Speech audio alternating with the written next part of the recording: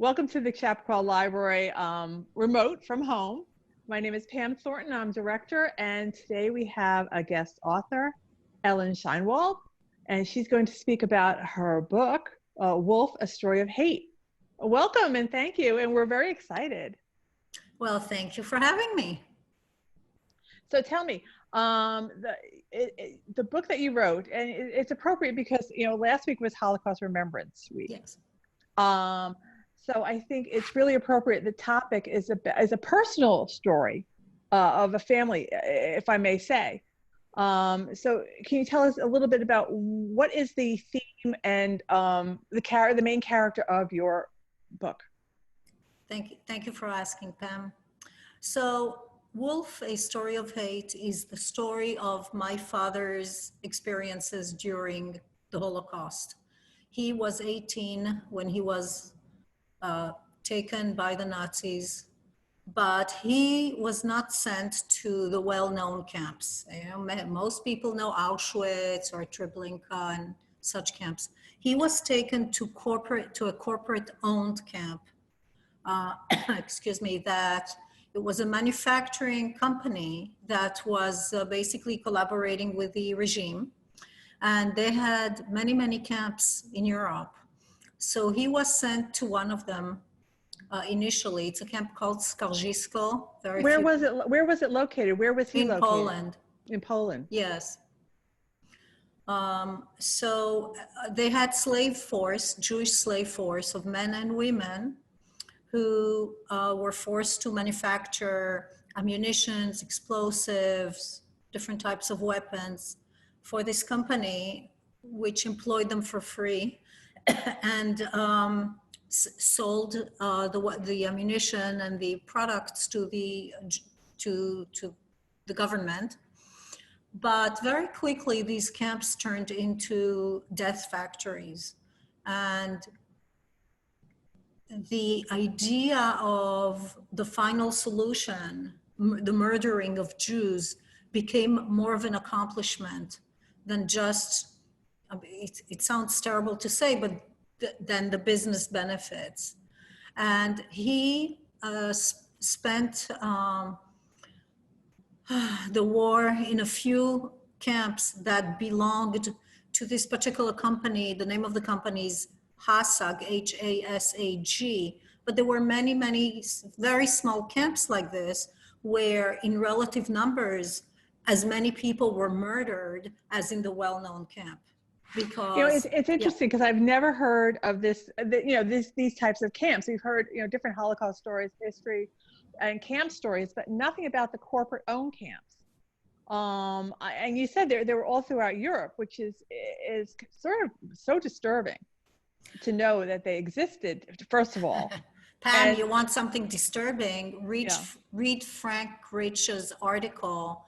I believe it was mid-January 2020 in the New York Magazine.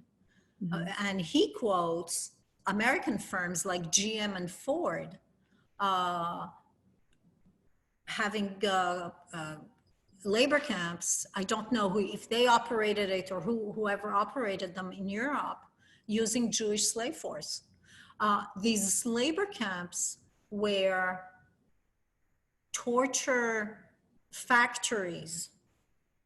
They were factories of starvation and torture with daily selections, mm-hmm. completely arbitrary selections, to eliminate as many Jews as possible, including their own manpower, which sounds like a business paradox almost. Right. But it became the big accomplishment, the great raison d'être, so to speak, of mm-hmm. these camps. There were many. Yeah, it's mind-boggling. And now, your father was, a slave in the camps, correct? Yes. But he was able to how did he escape, or was he liberated, or were these camps liberated, or did they just end, or? No, he didn't escape and he was not liberated. He was moved from one camp to another. He was in 3 labor camps that all three belonged to this Hassa company. One was worse than the other. And as the Germans were withdrawing, they would eliminate the camps to leave zero evidence that anything happened there in those camps. And in between, he was in a well-known camp named Buchenwald. You may have heard of it. Yes, yes. And the last camp he was at was Mauthausen, which many people know. May 5th is actually the date of liberation. And I'm putting liberation in quotes because my father was on his deathbed in Mauthausen after 5 years of starvation. His whole family was exterminated. He had parents and 6 siblings. The youngest one was 6 years old. Her name was Bella. And he was number 2 in the ranking of the siblings. Everyone was murdered. His whole town, everyone was murdered. And so when American forces came to Mauthausen, he could barely get up. But when he did, it turned out the American forces came without medication, without food, and with a strict order not allowing Jews to leave the camp because they were afraid that the prisoners had certain contagious diseases and would get the local population sick, which was for sure the last concern my father had. Excuse me. And so liberation wasn't exactly liberation. They had no food, they had no medication, they had nowhere to go. They didn't know, the Americans really didn't understand the enormity of the crime that had happened for 5-6 years under their noses. And so to say it was liberated is it's not going from darkness to light. Let's just put it this way. Right. It's just he would relate this story to you as family, or I mean, did he talk about this? Did he talk about this to agencies or like to the Holocaust memorial projects or anything like that to get the word out, to get the story about the different companies and how they were complicit? So it's a very good and complicated question. So yes, he did share with me, and not just with me, he kept talking about the Holocaust nonstop. My mother, who was at the Holocaust, never said a word, and he never stopped talking about it. But it's a bottomless pit. It doesn't give comfort. It doesn't heal that place.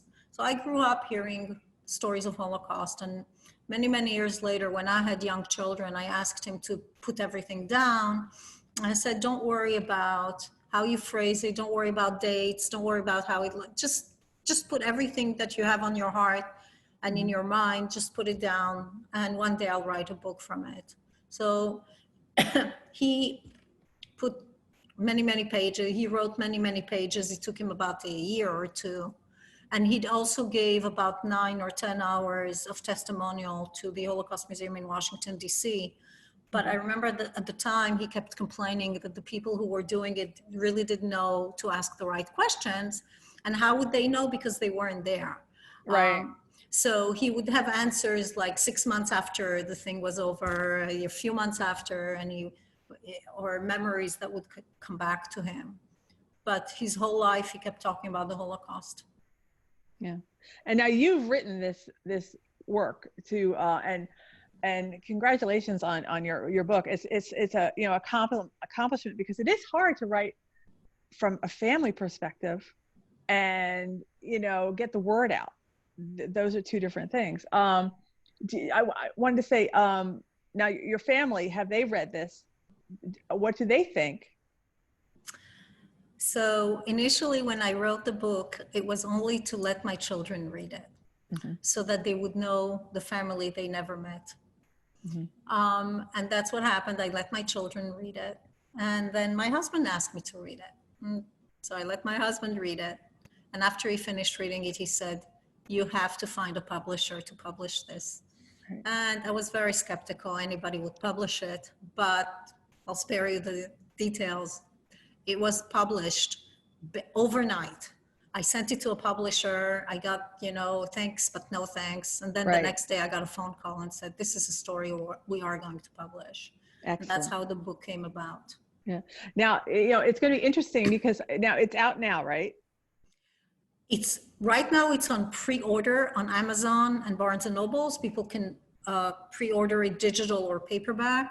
It's released publicly on May 5th, just a week from now or so, to coincide with a liberation for Mauthausen, which was almost like a second birth for my father, because it was a day where all of a sudden they turned from being skeletons to try and rebuild their lives, which was very, very difficult.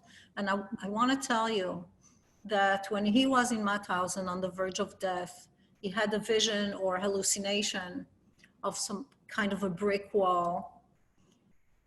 And many, many years later, he erected the wall that was in his vision, in his dream, in the town where he was born. The town is named Sochachev in Poland, as a memorial for his family and for the community of the town. And in 2015, Pam, someone vandalized this memorial and wrote on it with a spelling error, "The Holocaust never happened, smiley face." Oh, that's horrible.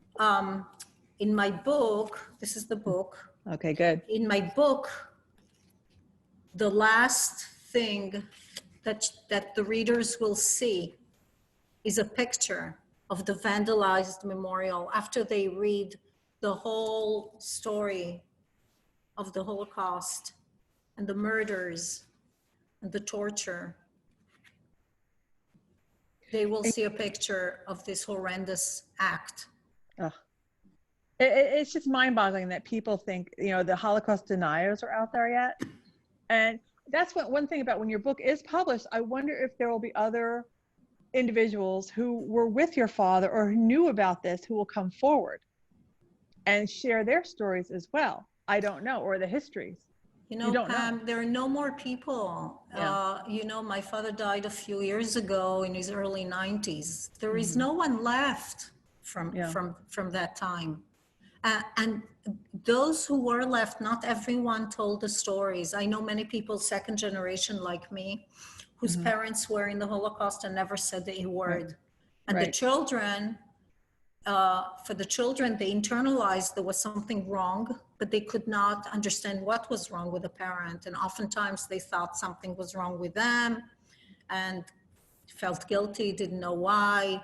Me, I would hear constantly all these stories about a horrendous period of time. Now, here's a question. In your research, I'm sure you did some research too, but the companies that were involved, have they been outed? Is there a list of them? Is there something like even reparations, which is impossible to think that anybody could, make restitution for, genocide. But have they been, has anybody else been vocal about this company, this company, this company? To my knowledge, no one was held accountable. Not only that, a part of the story is about what happened after the war and how the United States infused millions and millions of dollars to European countries, all of whom collaborated with the Nazis to rebuild Europe. So instead of infusing money to help the victims, Germany and France and Poland and other countries who collaborated openly with the Nazis received money to rebuild their countries and their economy. To my understanding, not one such company was ever held accountable.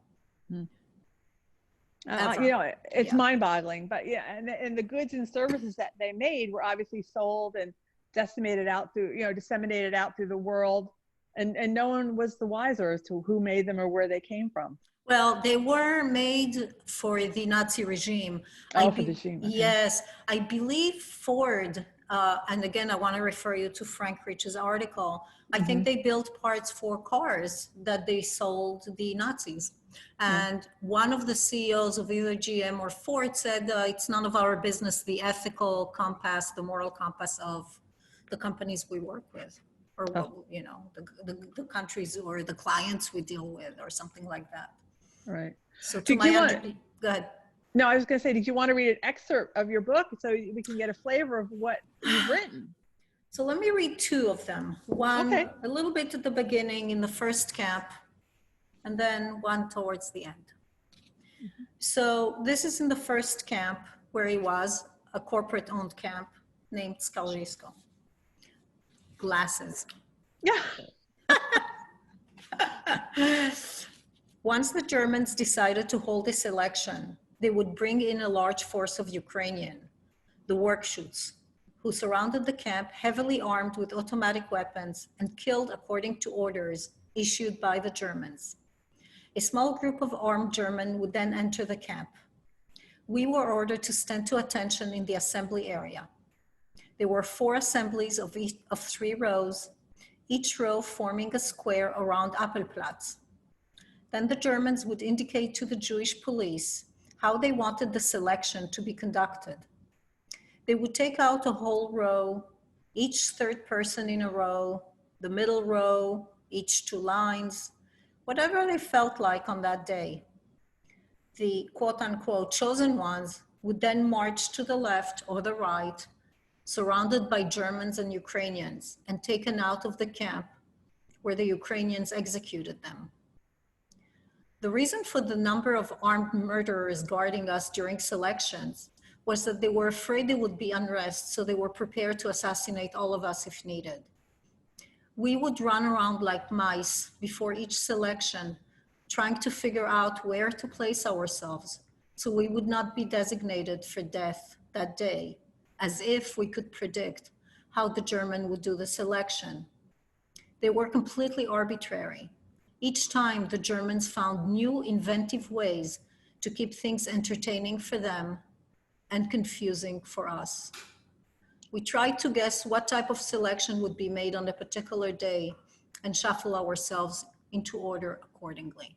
So what we need to remember, we're talking about teenagers. We're talking about teenagers who weigh 60 or 70 pounds because they are so underfed. Some of them sick. Yeah. Horrible. And all of them lost everything and everyone. And this happened every single day in corporate-owned camps. This is not that the other camps were so great, yes? Right. So there are many, many stories. There's a story in the book about how the Nazis took a little child, 5 years old, gave him a uniform and taught him to kill little Jewish boy. And then one day they called the whole camp and made him hang his own parents. Oh, God. He was maybe 6. I can't even imagine. It's just horrific. You know, just a couple of months ago, I don't know if you're aware of it, but the Polish government is trying to rewrite history and to deny their collaboration with the Nazis. A few months ago, a member of parliament in Poland said that the pogroms, which happened before, you know, when they murdered Jews, were good for Jews because it fortified the Jewish people, which means what kills you makes you stronger. Makes you stronger, but right. It's insane. That's insanity, you know. You know what? They were good. Yeah. So when you asked before about the deniers, I expect to get hate mail. I expect to get threatened, and I expect to get violent reactions from those who won't like what they read. Right. Unfortunately, you're probably 100% right, which is disgusting, but it's unfortunately it's happening, you know, in our world today. You know, when my father grew up in Poland, they thought they were Polish. You know, Jews have been there for 700 years. And they didn't see themselves. yes, there was anti-Semitism when he grew up, but Right. overnight they turned into murderers. And the very, very few Jews who did manage to go back home, wherever home was in Poland after the war, some of them were assassinated by Poles because they didn't want to give them back their assets. Yeah. Yeah. So I want to read another passage. It's at the very end of the book. Yes. Once upon a time, there was a town in Poland, and about 5,000 Jews lived there. But they were erased from the face of the earth, and there are no more Jews in Sochachev, only a memorial for those the earth swallowed. After 600 years of life in Poland, there are no more Jews there. And I am merely a murdered person who breathes and can move about. The world seems too small for me. Maybe I would be better off on another planet. For me, there was no happy ending. When I was a child, I followed the participants in the parade given by the Sochachev firefighters with my friends, stepping with the rhythm of the march music, our eyes filled with joy and pride, and our hearts excited about the future that was awaiting us. But this world is no longer, and really never was. We just did not know it yet. Yeah. That's So, powerful. Sadly, my father never felt like he survived. He was always resentful when people talked about survivors. He felt that he was murdered inside. Yeah. Now, and his name's on the book. I want you to show the book with his name. I want you to, everybody know his name. Zev. His name is Zev, but his original name is Wolf. That's his name. Really? And okay. Yes. Wolf in Hebrew means Zev. Zev. So when he moved to Israel, his name was changed to Zev. And I had to put his name. It's his story. Right. He gave me all the information on how to put the book together. I just put the sentences in a different order and made it flow in a way that made more sense. So it's so good that you put, it's his story. And I know you've got your name there, Ella Scheinwald, but it's his story. And Wolf, as you said, is the prominent, that's his name. I love that. Yes, it's his name. I think it's the only book that this publisher, when we discussed the cover, I think it's the only one where no pictures, nothing else is needed. So that's how we decided to do it. Yeah.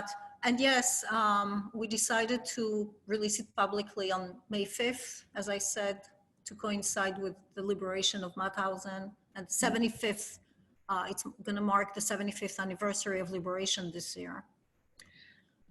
And I'm glad you said there's a digital version, because we're all trapped at home now. Yes. So, and of course, our library is closed for the time being until the pause is lifted. But so people can have it digitally on Amazon and Barnes and Noble.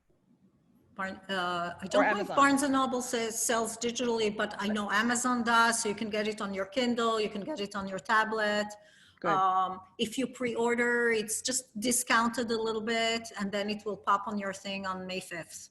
Okay, good, good. So yeah, I don't know with the COVID situation. I know Amazon had some delays for deliveries for, if you order paperback, but you can also order a paperback and you'll get it. Right. But the digital, thank goodness, right now, at least people will have it right that day. May 5th, they'll have it right in their hands. And if people are interested, they can, they can contact me and ask me questions on my website, which is ellascheinwald.com. So if anybody has kind things to say and good questions, including challenging questions, please contact me. I can live without deniers. Now, I'm sure you probably had a tour plan and everything to promote the book, and now everything's up in the air. Will you do a tour when this is lifted eventually, or who knows? I'll be honored to. I'll be honored to. If I'll be happy to if we can do something maybe in the fall. I'll be happy to do it in person, so that people can come and ask me the questions they want to ask me. And everything is in limbo.